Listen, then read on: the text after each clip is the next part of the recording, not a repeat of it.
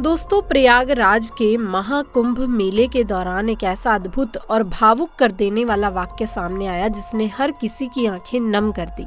Train के अंदर बैठे एक साधु को जब नीचे उतारा गया तो लोग सोचने पर मजबूर हो गए कि आखिर ये क्या हो रहा है।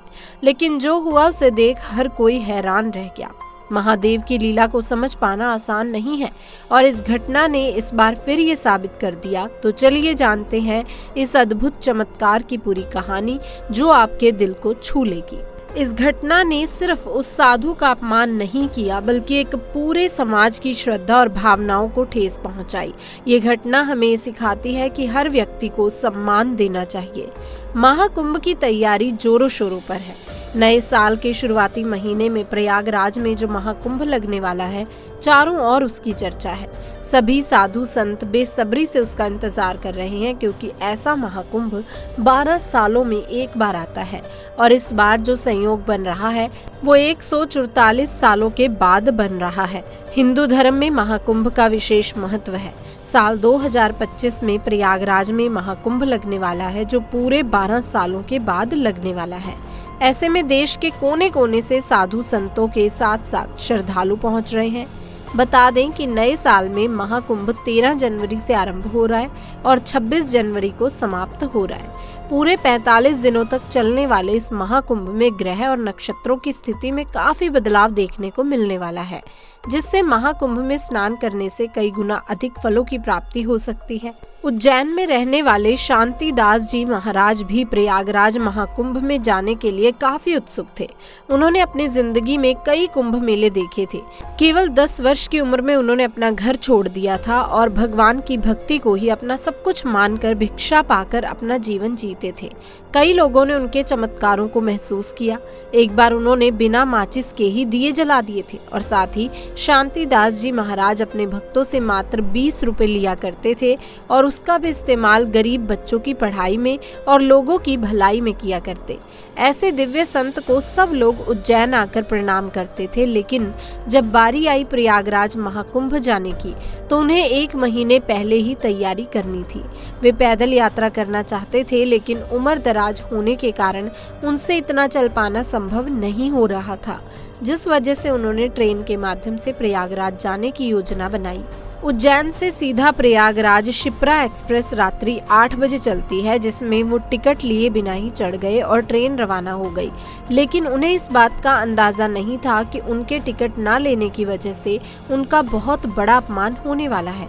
शांतिदास जी महाराज ट्रेन के ऊपर की बर्थ पर जगह देखकर अपना कंबल ओढ़कर सो गए थे, लेकिन सुबह 8 बजे दमोह स्टेशन पर आने पर अचानक टीसी सबके टिकट देखने के लिए आ गया। एक एक करके सभी लोग अपना टिकट उसे दिखा रहे थे। तभी उसने शांतिदास जी महाराज से कहा, मुझे आपका टिकट बताइए। तब उन्होंने कहा, मेरे पास कोई टिकट नहीं है। साधु तो चलता भला, मेरे पास राम नाम के अलावा कोई और पूंजी नहीं है। मुझे तो बस महाकुंभ में शामिल होने जाना है।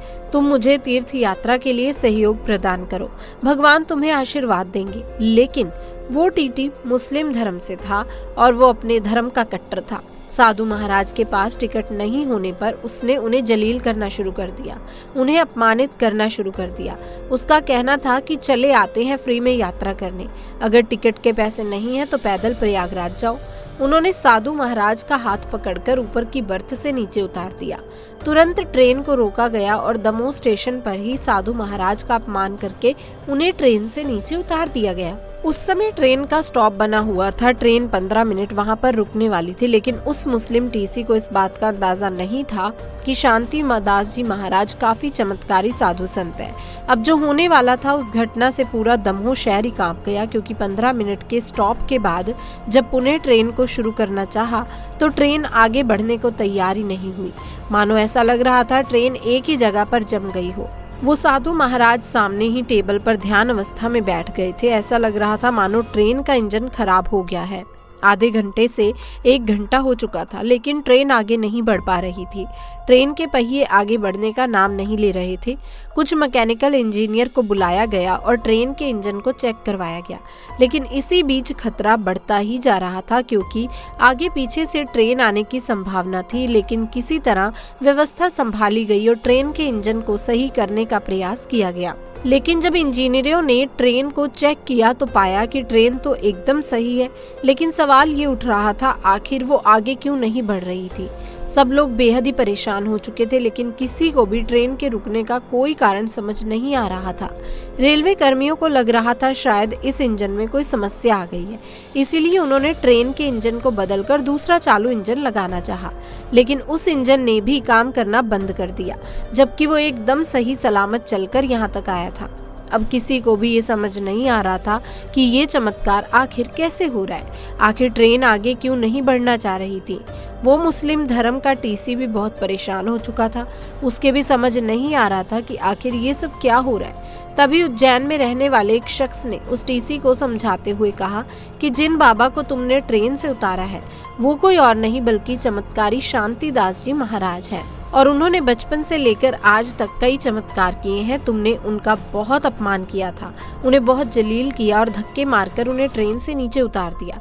ये बहुत बड़ा पाप है और इसी पाप का सिला तुम्हें इस रूप में मिल रहा है जहाँ पर हमारी ट्रेन आगे नहीं बढ़ पा रही। तुम ध्यान से देखोगे तो अभी भी वो सामने कुर्सी पर ध्यान अवस्था में बैठे हुए हैं, क्योंकि वो जानते हैं कि ये ट्रेन उन्हें लिए बिना आगे नहीं बढ़ेगी। वो चाहते तो यहाँ से भी जा सकते थे, लेकिन वो भविष्य जानते हैं, वे काफी चमत्कारी बाबा हैं। तुम्हें इस तरह से उनका अपमान नहीं करना चाहिए था। इसके बाद उस मुस्लिम टीसी को अपनी गलती का एहसास हुआ और उसने सामने बैठे शांतिदास जी महाराज के पैरों में गिरकर उनसे काफी माफी मांगी। उसका कहना था कि बाबा, मुझसे बहुत बड़ी गलती हो गई है। पद और प्रतिष्ठा के अभिमान में इंसानियत को मैं भूल गया। मुझे समझना चाहिए था कि साधु संतों ने इस दुनिया को बहुत कुछ दिया है। आज जब वो हमसे कुछ मांग रहे थे तो ये हमारी जवाबदारी बनती थी कि हम उन्हें तीर्थ यात्रा के लिए सपोर्ट करें। मैं अपनी इस गलती के लिए आपसे माफी मांगता हूँ और कृपया करके हमारी ट्रेन में फिर से एक बार बैठिए ताकि हम हमारी यात्रा की शुरुआत कर सकें। दोपहर के 12 बज गए थे। सुबह 8 बजे से लेकर 12 बजे तक ट्रेन दमोह स्टेशन पर खड़ी थी। उस मुस्लिम टीसी ने साधु महाराज से विनती की।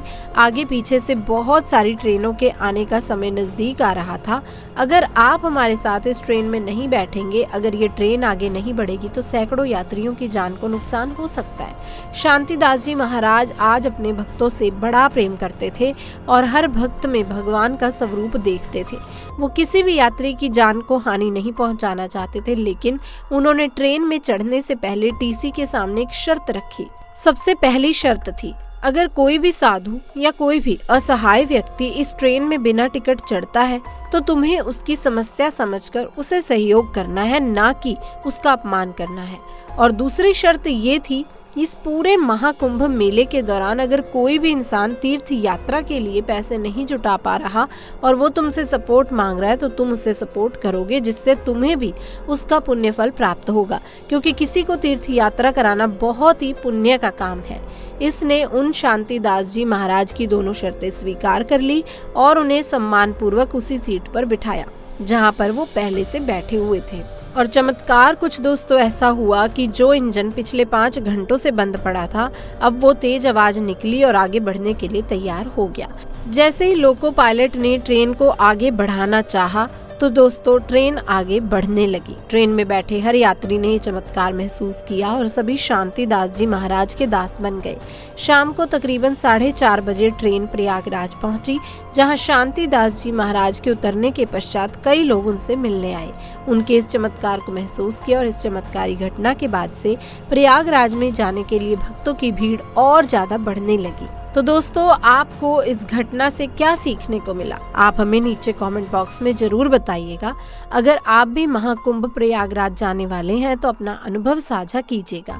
अगर वीडियो पसंद आई हो तो लाइक करें, साथ ही हमारे चैनल को सब्सक्राइब करके बेल आइकन को प्रेस कर लें, ताकि आपको हमेशा ऐसी ही सत्य चमत्कारी घटनाएं देखने को मिलती रहें। आप सभी का बहुत बहुत धन्यवाद।